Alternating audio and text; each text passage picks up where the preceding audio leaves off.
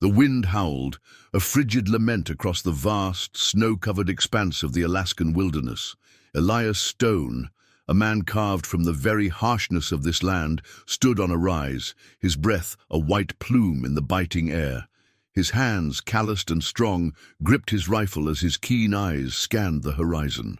It was late autumn in the 1880s, a time when the land prepared for the long, brutal sleep of winter, and a man's livelihood depended on his skill and foresight.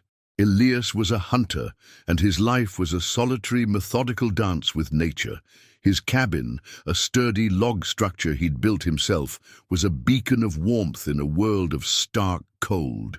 It was here, in this haven of rough-hewn wood and flickering firelight, that he found his peace. Elias had chosen this life. It was a choice born from a need for independence, for a quiet existence far from the clamor of the growing towns and the men who came seeking gold. He had found his wealth in the bounty of the land, caribou, moose, and the valuable pelts of wolverines and foxes. Today, however, the silence was broken. As he trudged back, a dark, huddled form in the distance caught his attention. His hunter's instinct told him it was not an animal. As he drew closer, he saw a woman collapsed against a drift of snow, her face pale and etched with exhaustion. Her clothes, though thick, were not enough to fight the cold that had already begun its deadly work. Her hands were raw, her lips blue. He approached cautiously. "Hello?" he called out, his voice a low rumble. The woman stirred, her eyes fluttering open. They were a startling shade of blue, like shards of ice, filled with a pain he couldn't comprehend. She didn't speak, only struggled to push herself up. Elias, seeing her weakened state, didn't hesitate. He knelt, lifted her into his arms, and carried her back to his cabin. She was light, almost unnervingly so, and shivered uncontrollably against his chest. Inside, the cabin was a symphony of warmth. The scent of pine and wood smoke filled the air. He laid her gently on his bunk, covering her with a thick wool blanket. He brewed a pot of tea, the aroma of herbs filling the small space. As she sipped it, her color slowly returned. "Thank you," she said, her voice a dry rasp. "My name is Ilara." "Elias," he replied, his gaze steady. "You're far from anywhere. What happened?" Ilara's story unraveled slowly, heavy with a quiet sorrow. She had been married into a community, a small village that held to old, unyielding traditions. For years, she had been unable to bear a child. This was seen not as a personal tragedy, but as a curse upon the community, a sign of her unworthiness. The emotional weight of this stigma was palpable. She spoke of whispers, of cold shoulders, and finally, of a silent but absolute banishment. She had been left to find her own way, to walk until she could walk no more. The shame, the loneliness, and the fear of her fate had all been too much. As she spoke, Elias felt a flicker of something in his chest, a deep, quiet anger at the cruelty of man, a cruelty he had always sought to avoid. He saw in her eyes the reflection of a different kind of wilderness, one of the soul, far more unforgiving than the one outside his door. He had lived a solitary life by choice, but she had been forced into one. He had the strength of the land, but she carried the deep wound of human rejection. He realized with a jolt that her struggle was just as real as his own, but far more painful. "You're safe here, Ilara," he said, his voice firm. "No one will send you away from this place." She looked at him, her gaze searching, as if trying to find a lie in his words. The trust that slowly filled her eyes was a fragile, precious thing. She had been cast out, but here, in the heart of the Alaskan wild, a man who understood solitude had offered her shelter from a storm of a different kind. If you're enjoying this story and want to see how Ilara and Elias's journey unfolds, make sure to hit that subscribe button. Your support helps us create more compelling stories just like this one. The first few weeks were a delicate dance of two people learning to exist in the same small space.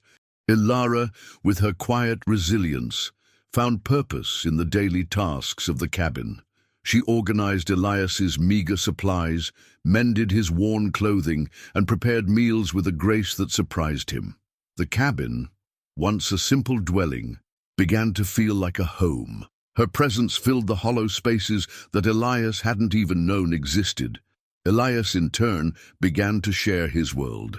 He taught her to read the subtle signs of the forest, the tracks of animals in the snow, the language of the wind in the trees. They would talk for hours by the firelight, sharing stories of their pasts.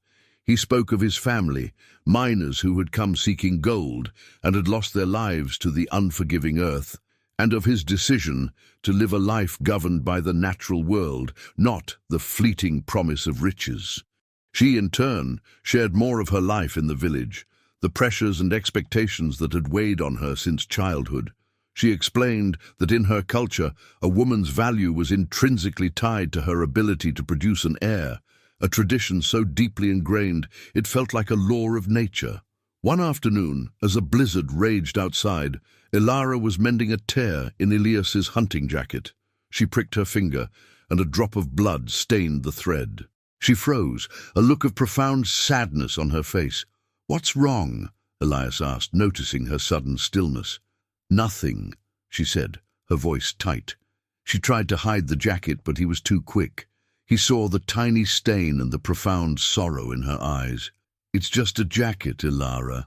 "It's more than that," she whispered, her voice cracking. "Every day I feel the shame of it. My body, it is a failure. It betrayed me. I am nothing." Her words, so raw and filled with pain, hit Elias with an unexpected force. He had never considered the depth of her grief.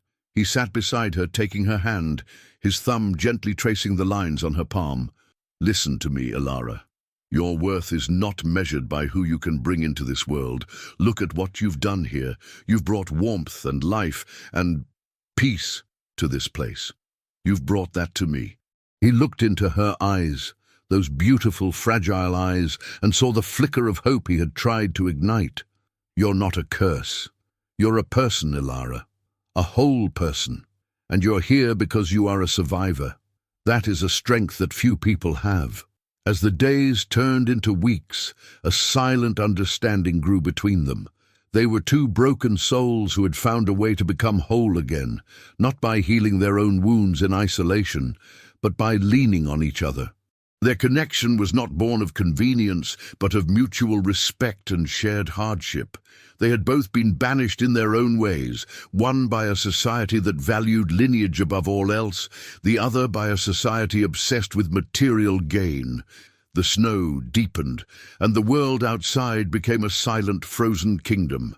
The isolation became their sanctuary, their shared reality.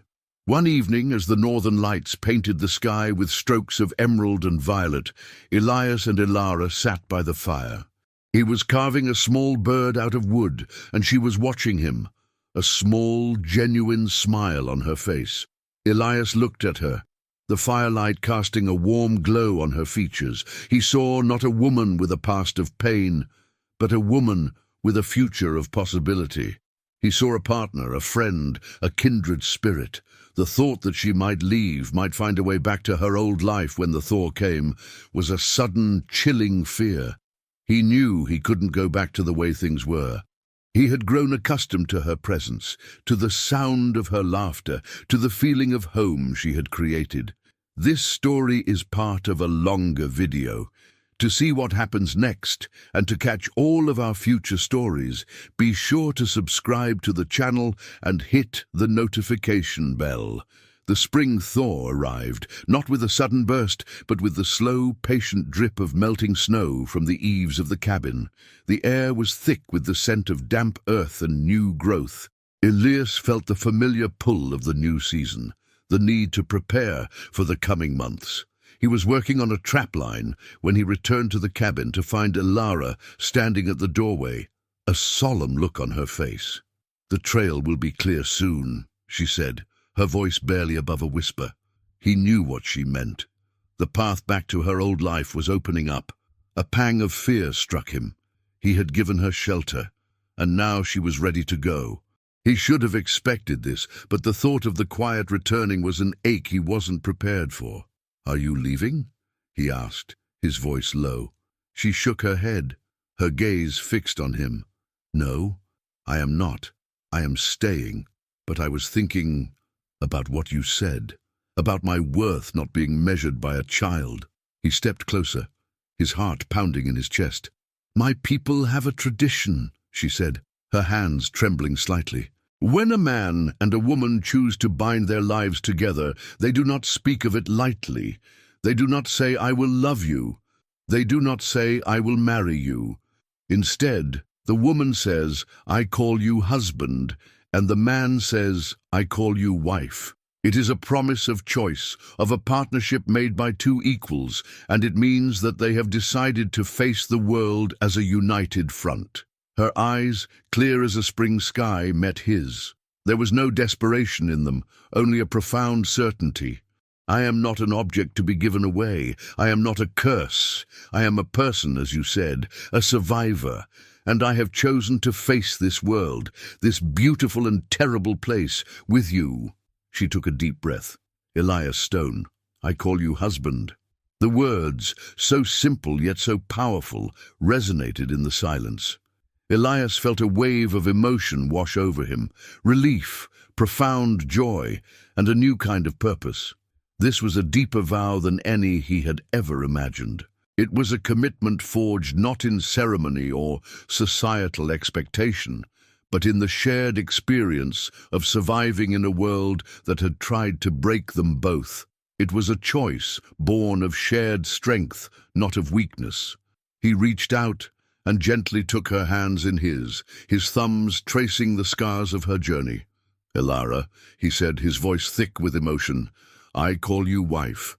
As the first rays of the morning sun broke over the snow-capped peaks, they stood there, two souls who had been cast out, now standing together, not as lonely figures against a vast wilderness, but as partners in a life they would build together.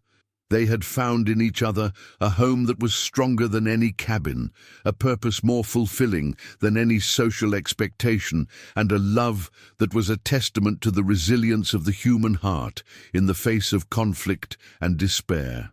They were not defined by their pasts, but by the new life they were choosing to build, brick by metaphorical brick, in the silent, beautiful heart of Alaska. Thank you for watching this story. If you were moved by Elias and Elara's journey, please subscribe to our channel and like this video. Your support helps us tell more authentic and emotionally impactful stories like this one. We appreciate you being part of our community.